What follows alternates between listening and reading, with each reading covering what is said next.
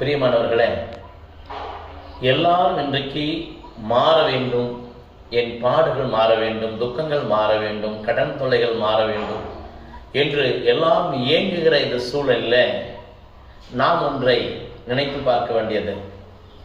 Mark நற்செய்தி 1ஆம் அதிகாரம் 15ஆம் வசனத்தில் இயேசு இந்த பூமிக்கு வந்து சொல்லுகிறார். அவர்தான் மாற்ற வந்தவர், அவர்தான் மாற்றி மீட்பு கொடுக்க வந்தவர். உன்னுடைய பாடுகளையும் என்னுடைய பாடுகளையும், உன்னுடைய துக்கங்களையும் உன்னுடைய வேதனைகளையும் என்னுடைய வேதனைகளையும் மாற்றுவதற்காகவே அவர் வந்தவர். அவர் சொல்லுகிறார், நீங்கள் இறைவார்த்தை நம்பி உங்கள் மனதை மாற்றுங்கள். எப்படி மனதை மாற்றுவது? நீ செய்த பாவம், நீ செய்த பழக்க வழக்கங்கள், நானும் நீயும் செய்கின்ற தேவையற்ற பழக்கங்களை மாற்று என்று சொல்லி ஆண்டவர் கேட்கிறார்.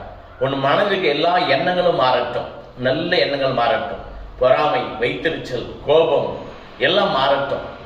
இப்படி மாறும் பொழுது ஆண்டவர் நம்முடைய நிலையை எல்லாவற்றையும் மாற்றி கொடுக்கிறார்.